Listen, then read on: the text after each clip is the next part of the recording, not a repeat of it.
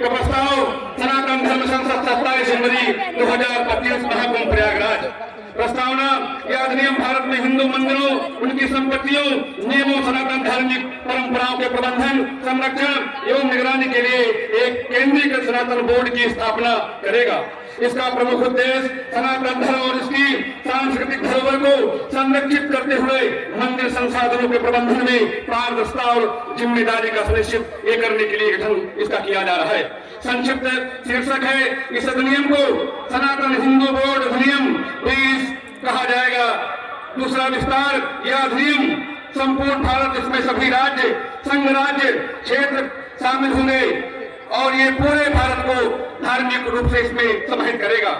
प्रारंभ 3, यह अधिनियम उस तिथि से लागू होगा जिसे केंद्र सरकार राज्य पत्र में अधिसूचना द्वारा इसकी नियुक्ति करेगा। सनातन हिंदू बोर्ड का गठन सनातन हिंदू बोर्ड एक स्वतंत्र निकाय के रूप में स्थापित किया जाएगा जो हिंदू मंदिरों, उनकी संपत्तियों और उनकी निधियों की देखरेख के लिए उत्तरदायी होगा। सनातन बोर्ड मंदिरों में वैदिक सनातन पूजा पद्धति, सनातन परंपराओं, सनातन हिंदुओं के धार्मिक अधिकारों की सुरक्षा सुनिश्चित करेगा। इसमें वही व्यक्ति सम्मिलित किए जाएंगे जो हिंदुत्व के लिए पूर्ण रूप से समर्पित होंगे। चारों पूज्य शंकराचार्य सुदूर दक्षिण में श्रृंगेरी पीठ, उत्तर में ज्योतिष पीठ और पुरी पीठ और गुजरात में हमारी द्वारका शारदा पीठ के पूज्य शंकराचार्यों को प्रमुख संरक्षक इसका नियुक्त किया जाएगा। उनके संरक्षण में हम सभी लोग जो पूज्य हमारे शंकर परंपरा के आचार्य हैं, चारों शंकराचार्य उनके नेतृत्व में ये आगे बढ़ेगा। केंद्रीय अध्यक्ष मंडल सदस्यों के साथ सनातन बोर्ड के अध्यक्ष मंडल का गठन किया जाएगा। इसमें निम्न सदस्य होंगे। सदस्य चारों संप्रदाय के जगत गुरु, दो जगत गुरु आज यहाँ पे उपस्थित है और 4 पूज्य शंकराचार्यों के प्रतिनिधि के रूप में यहाँ पे महामंडलेश्वर संत जन यहाँ उपस्थित है। इसलिए इसमें 13 अखाड़े चूना, आवाहन, अग्नि, अटल, आनंद, महादेवानी, दिगंबर, निर्मोही, उदासीन, दयाल, पुराना और निर्मल, ये 7 अखाड़े के जो अध्यक्ष हैं आचार्य महामंडलेश्वर, उनको भी सदस्य के रूप में इसमें नामित किया जाएगा। तो 13 अखाड़े के 13 आचार्य, 4 जगत गुरु शंकराचार्य और 4 संप्रदायों के 4 जगत गुरु जो वैष्णवाचार्य हैं वो इसमें सदस्य के रूप में नामित किए जाएंगे। प्रमुख संत जो भारत के कोने कोने से लाखों लाखों लोग जिनको सुनते हैं, जिनको फॉलो करते हैं, ऐसे पूज्य कथावाचक, ऐसे हमारे विभिन्न प्रांतों से एक सदस्य रखा जाएगा जो प्रमुख कथाकार हैं और जो संत जन धर्माचार्य हैं उनको भी इसमें समाहित किया जाएगा।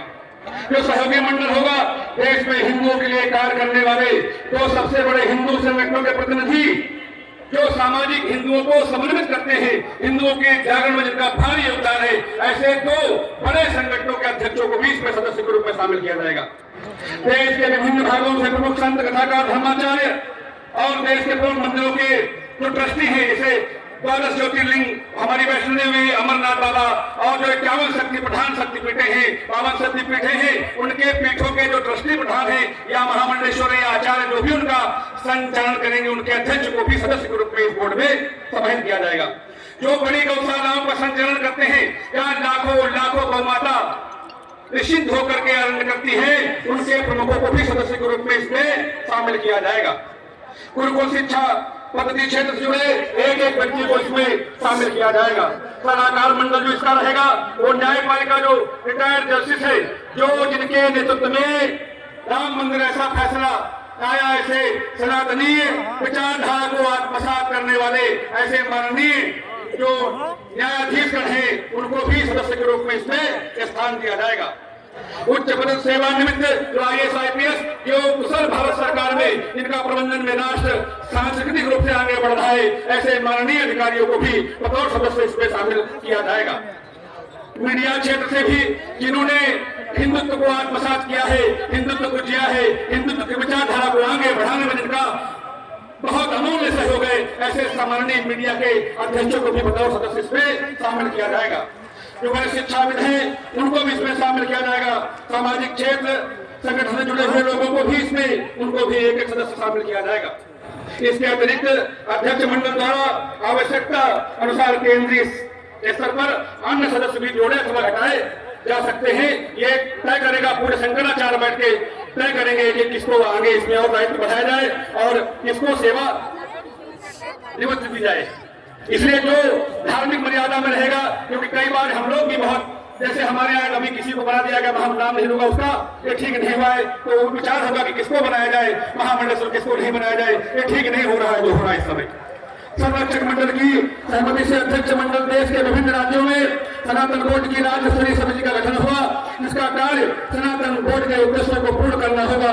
मंदिर निधि और संपत्ति, ये बड़ी बात है, इसको अगर हम लोग समेट ले गए तो सब हम जंग जीत जाएंगे। सनातन बोर्ड के अंतर्गत एक विशेष समिति का गठन किया जाएगा जो मंदिरों के निधियों का, उसका प्रबंधन, आवंटन और वितरण का कार्य करेगी। इसमें बहुत ज्यादा हम लोग सावधानी बरतेंगे, निसंदेह हमारी हजारों साल की यात्रा आगे हम बढ़ा पाएंगे। मंदिर निधियों का प्रबंधन कैसे होगा?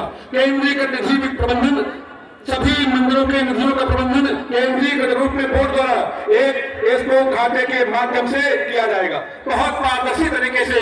जो देवकीनंदन जी का इच्छा है कि एक एक आपके द्वारा दिया गया सहयोग उस बोर्ड में पूरे भारत में गौशाला, धर्मशाला, यज्ञशाला की परंपरा को जैसे कुंभ में देखने को मिल रहा है।